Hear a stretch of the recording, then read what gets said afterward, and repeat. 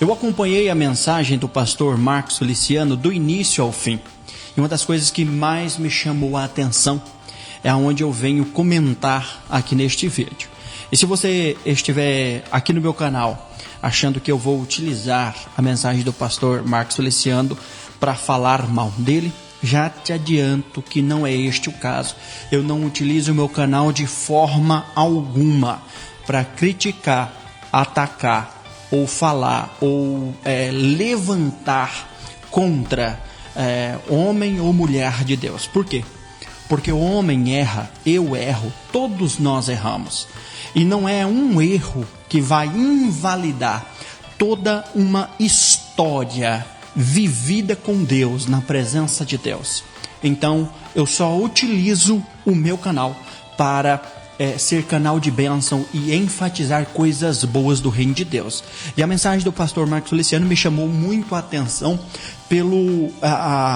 porque ele resgata novamente o sentido dos jovens terem exemplos de fé, honra, respeito e reverência a Deus. Então vai ser vou falar sobre isso aqui no vídeo, tá bom? Você vai acompanhar um trecho da mensagem do pastor Marcos Feliciano que me chamou muito a atenção, sobre os jovens terem referência de respeito, honra e autoridade de Deus, e também algo que me chamou muito a atenção no final, onde tem 3 crianças no altar, e eu vou te mostrar algo que aconteceu e que ninguém percebeu, mas eu vi, sobre uma criança em específico, dessas 3 que estavam em cima do altar, na frente do pastor Marcos Feliciano. Ninguém percebeu, eu vou te mostrar isso.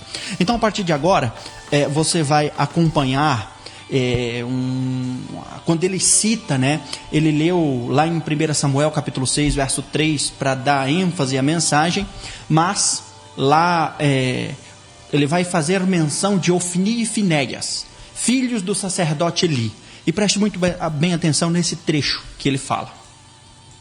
Diga comigo, Ofni e Finéias. Pergunte a alguém do seu lado, conhece esses dois? Promete não se escandalizar? Porque eu quero aqui pensar com vocês. Como é que um pastor de igreja, como é que um ungido do Senhor, um sacerdote, como é que alguém que vê o céu pelo lado de dentro e entra no Santo dos Santos, que está diante da arca do Senhor em Siló, que conhece as regras, os regulamentos e pastoreia por 40 anos, quando dá à luz a sua esposa, a filhos, ao invés de colocar nos filhos um nome como o dele, que exalta a Deus, Deus é excelso, Deus é grande, Deus é maravilhoso, coloca o nome nos filhos de Ofni e Finéias.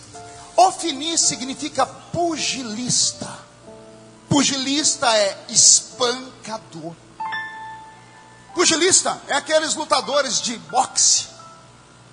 O pastor de Israel, nasce o filho, o primogênito, e ele diz: meu filho vai se chamar espancador.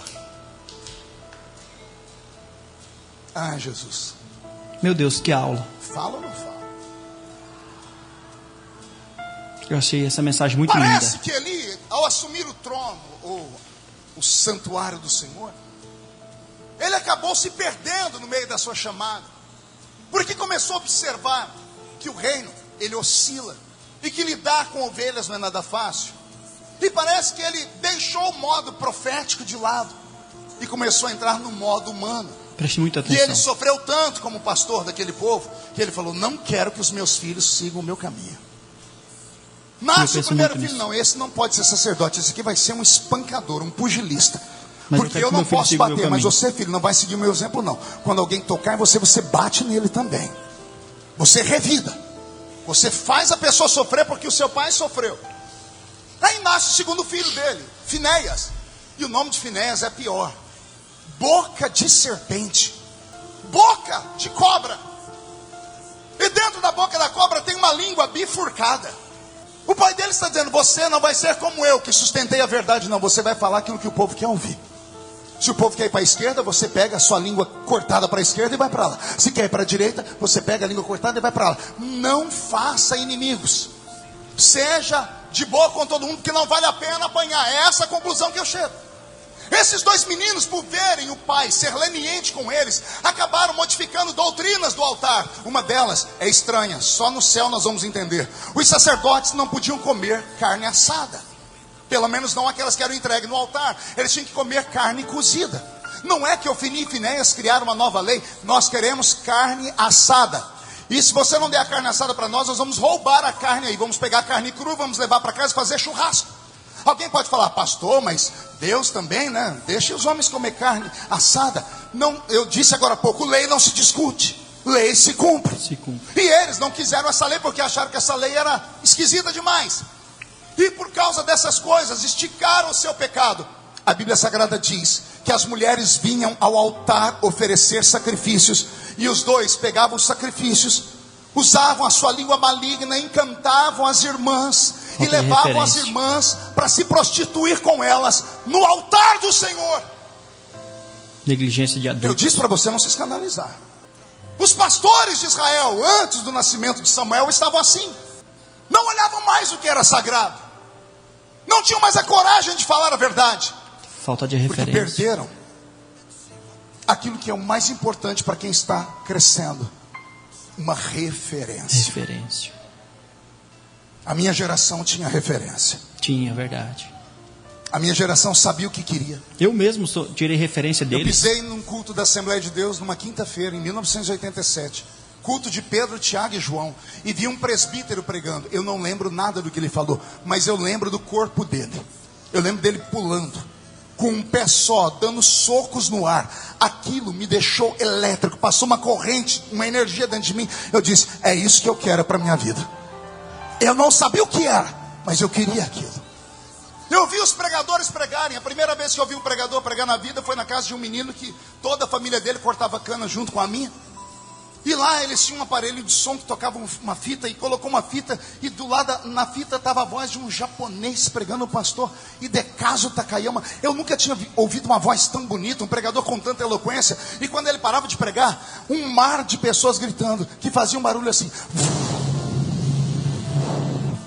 Eu saltei da cadeira e disse, Leleco, o que é isso? Ele disse, isso é o dom da palavra. Eu falei, existe? Ele existe. Ele disse, eu quero para mim. Referência. Aí eu vi o pastor Napoleão Falcão pregar. Quando eu vi aquele homem falar de escatologia bíblica, eu disse, isso aí Jesus dá para alguém? Disseram, se pedir ele dá. Aí eu vi o pastor Gilvão Rodrigues pregar com aquele cacuete que é só dele, que a gente vai ficando sem fôlego só de ver ele falar. Mas uma graça, uma unção que arrancava a gente do chão. Eu disse, se isso aí é possível, eu quero para mim. E fui vendo esses pregadores. Nós tínhamos referência. Nós olhávamos e sabíamos onde queríamos chegar. Porque esses homens nos inspiraram. Os filhos de Eli não tinham inspiração nenhuma, porque o pai amorteceu na fé. O pai viu o céu pelo lado de dentro, mas perdeu as forças na sua última reta final. E teve que assistir à morte dos dois filhos. E teve que assistir Deus se mudar de Israel por causa do pecado do povo que ele não teve coragem de falar. Bom, eu acredito que já dá para você tomar contexto do que é. De fato, nós precisamos de referência. A maioria dos pregadores hoje são com mensagens triunfalistas, com mensagens baratas, homocêntricas, egocêntricas. E não uma mensagem de salvação, uma mensagem cristocêntrica. A maioria dos nossos pregadores hoje esqueceram-se das grandes referências de Deus enquanto homens para levantarem-se em seu ministério. Eu tenho isso também como reflexo do que está em cima do altar. Assunto para outra hora. Mas agora eu quero mostrar para você algo interessante. Ele passa a mensagem toda falando sobre referência, sobre jovens, crianças terem referências em grandes mulheres e homens, em grandes homens e mulheres de Deus do passado ou de seu presente. Mas preste atenção nesta criança agora que eu vou mostrar para você. Olha só isso aqui.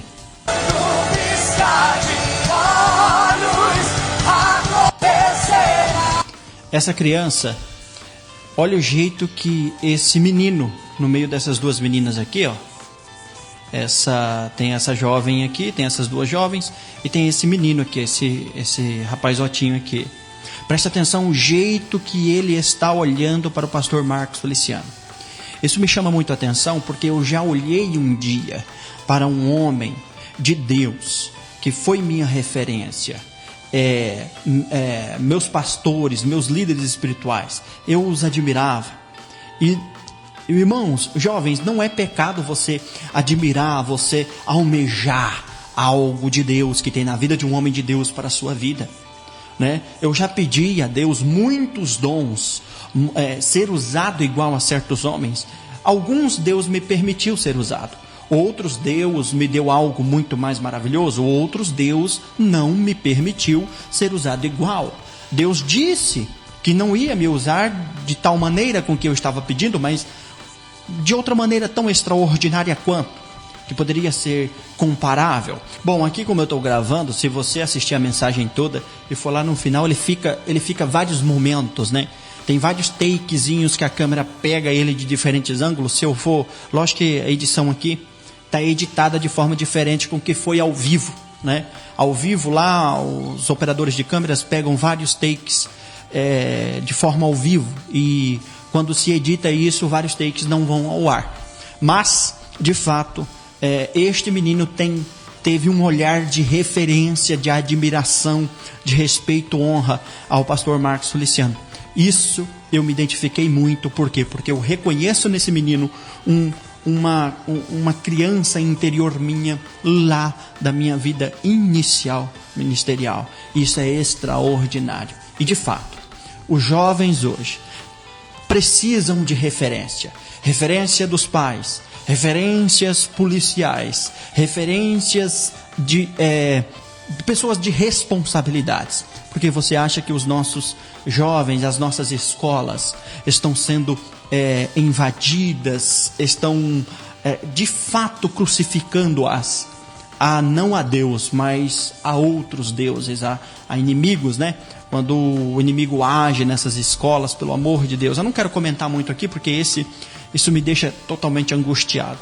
Mas, de fato, a geração precisa de referência, de homens e mulheres de Deus que tenham uma verdadeira vida participativa e íntima com Deus. Vou pedir que você inscreva-se no canal, ative o sino das notificações, curta, comenta, compartilha, tá bom? Muitas outras pessoas precisam ter acesso a uma mensagem como esta, a um vídeo como este, a uma admiração deste menino que me chamou muita atenção. Deus abençoe.